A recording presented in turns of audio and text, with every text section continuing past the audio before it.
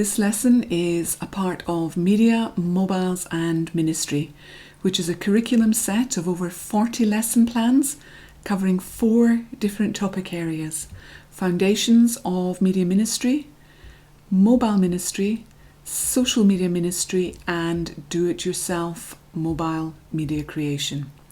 You can find more information at www.mobmin.org/train.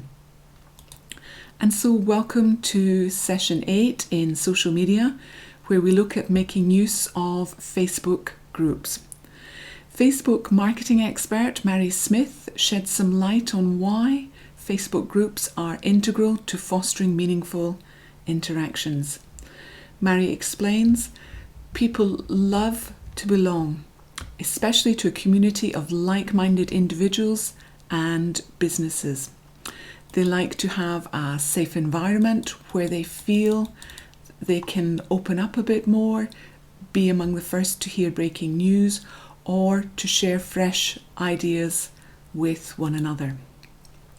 And so people are increasingly turning to groups to interact with others and investigate ideas. Groups are designed to give quality interaction rather than being a tool for growing your numbers of followers. Pages are designed to draw in contacts, and from there you can use a group to deepen the conversations around topics of interest to the members. Gateway, for example, has over 250,000 people following their page, and then people typically go on to groups within the page to go deeper with the topics which interest them. And so these are our objectives for this session as we look at making use of Facebook groups to deepen our conversations with people. And so first we are looking to understand the advantages of a Facebook group over a Facebook page. Secondly, decide which privacy level is most suitable. And then thirdly, we will be looking to create at least one Facebook group to operate as a Bible study or to explore a faith subject or a felt need. And so you can find a group on almost any subject that you think of. The idea of a group is to bring together people who have a common interest. To run a group, it takes a lot of time and energy to post regularly so that the conversation continues and goes deeper. People will join a group if it meets their needs. They may want to learn about a topic.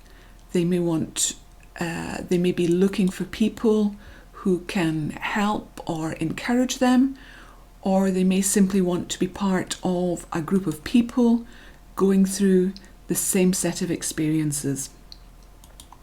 A successful group will add value to the lives of the members. If they are not gaining something from being in the group, they are likely to leave again quickly or to simply ignore the posts. Your situation and the direction that you want the group to grow in will determine your privacy settings. It is crucial to know and understand the risks before you go live.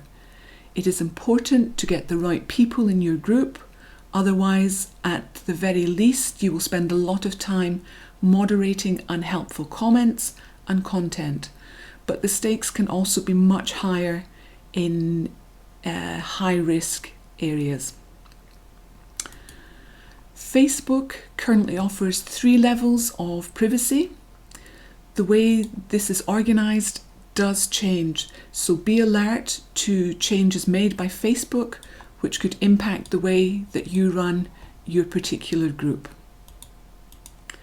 A public group, as its name suggests, everyone on Facebook can find the group, read the description, identify the members, see their posts and also ask to join.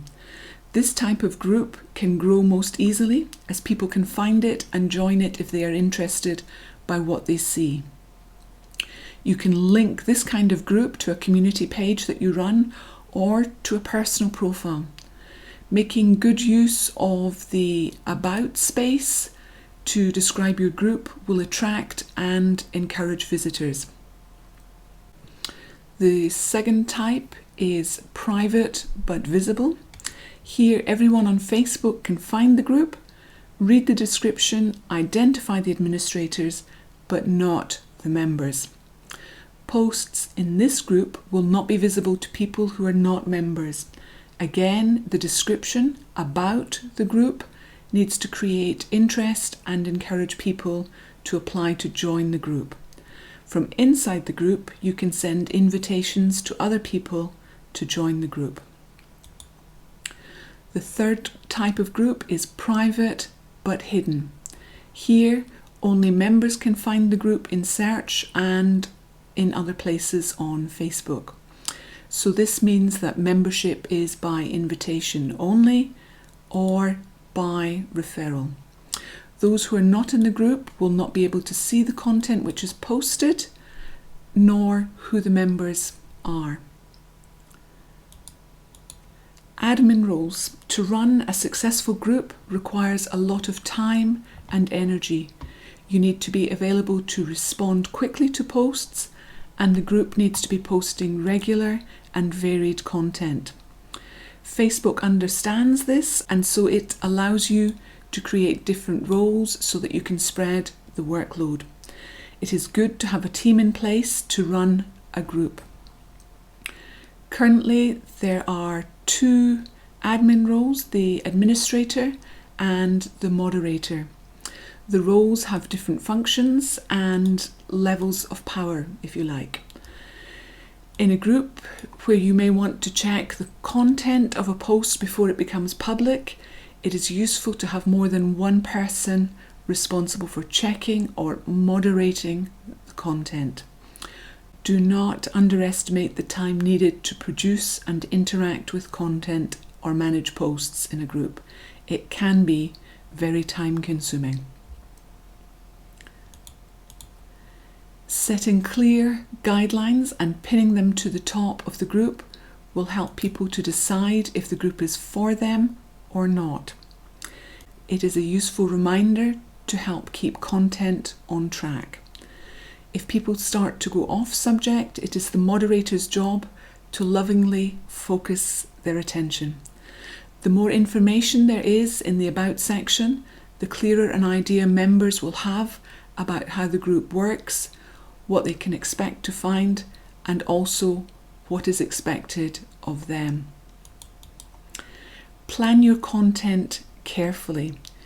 You need to give people what they are looking for, otherwise they will simply stop coming to the group. Make use of different types of media. Posts with pictures will gain more interest than simple text posts. Encourage members to post by asking them open questions. For example, what did you find interesting in the story that we read? Give us your opinion of what the speaker said in the video. Also, make use of measurable action steps.